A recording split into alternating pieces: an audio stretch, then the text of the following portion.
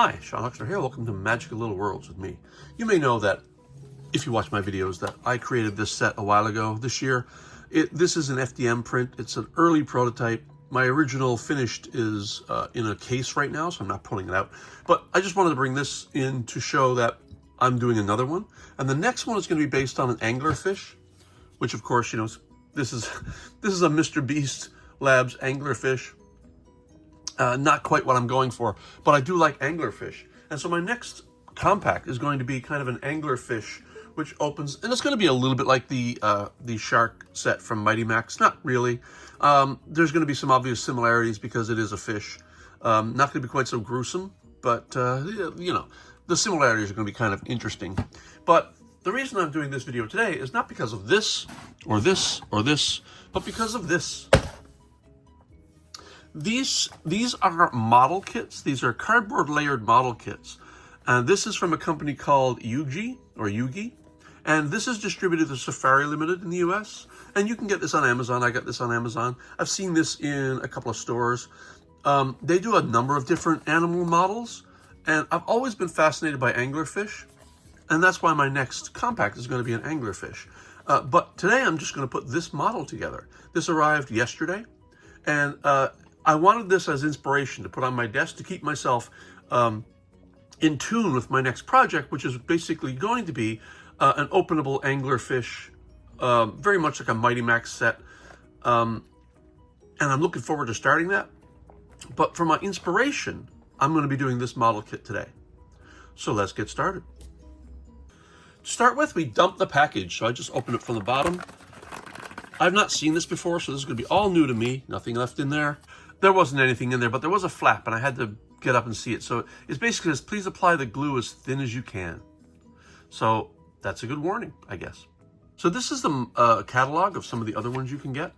And I'm hoping this is also instructions, because I want to see what... Oh, this is not instructions. This is just a catalog. It's quite a large, extensive catalog of other models you can get. Oh, here we go.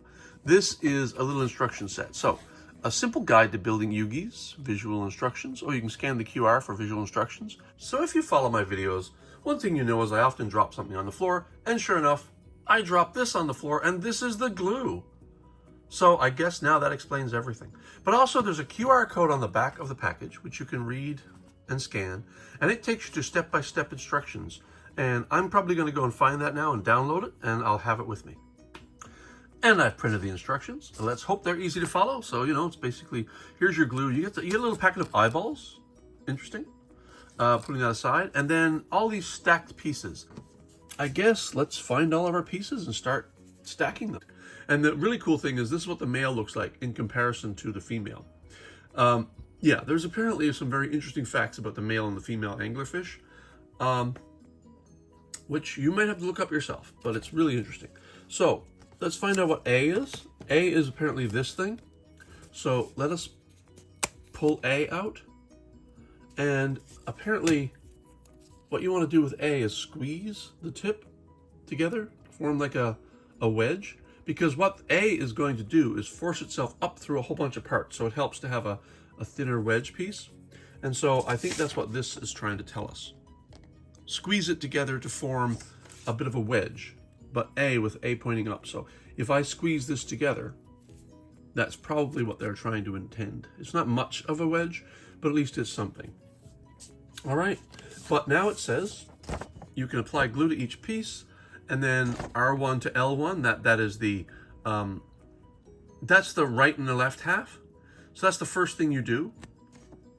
And you'll notice that one of the pieces, and that is this one, is hinged. So that's your right half and your left half. So we're going to keep that hinged, and then we're going to start stacking pieces up through the whole body using A as the wedge guide. So let's pop anglerfish out. Well, I won't show the gluing of every piece, but I will show a few. Again, I've never done one of these before, so this is a learning experience. This is place a very small amount of glue, kind of around, and that makes a lot of sense. This is very much like what I would do when I'm making my toys too. And then you don't need a lot down there. And then press that together and put your wedge up through. So A goes up through like so. And then now we're going to start stacking pieces on here. So it looks like there are 13 pieces to either side. Let's find them. So I believe we're ready to go. We have L1, which of course has R1 on the other side. But we're going to do L first. So we're doing L1. We've got L2, L3, L4, L5, 6, 7, 8, 9, 10, 11, 12, and then 13 has 2 pieces. And one has the EUGY logo and one does not. And to do so, I'm going to put glue around the edge of the inside piece and not the outside. So, because if you try to do the outside, you're not quite sure where to put the piece. So I think what you do is you just use A as a guide and keep pushing pieces like so. That's L2. Now we take L3, do the same. Apply glue all around the edge of L3. And you don't really, like I said, you don't really have to go close to the edge. And use a very thin line. They want you to use a very thin line. That's probably pretty good. And then that's L3. Place that on the wedge like so.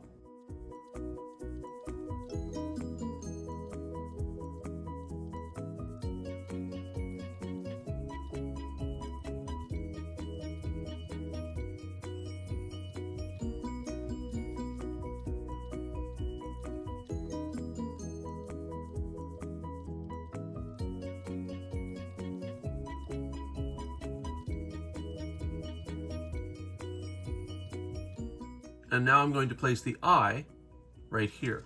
So let's open up the packet of eyes. There are 2, like most things. And these are just little black beads.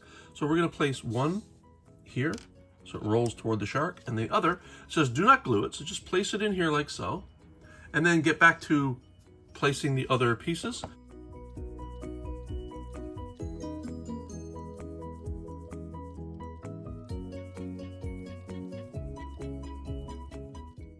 And we're not going to place the last piece until last, but we are going to let this glue dry just a little bit, and then we'll flip it over and do the other side.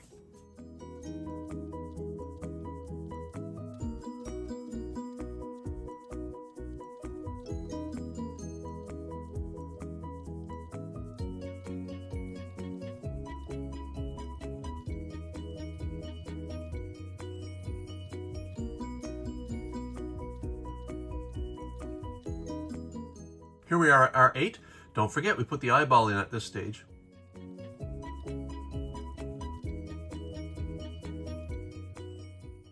Okay, let's get the other eyeball. We don't glue it in place, we just drop it in place. And we continue.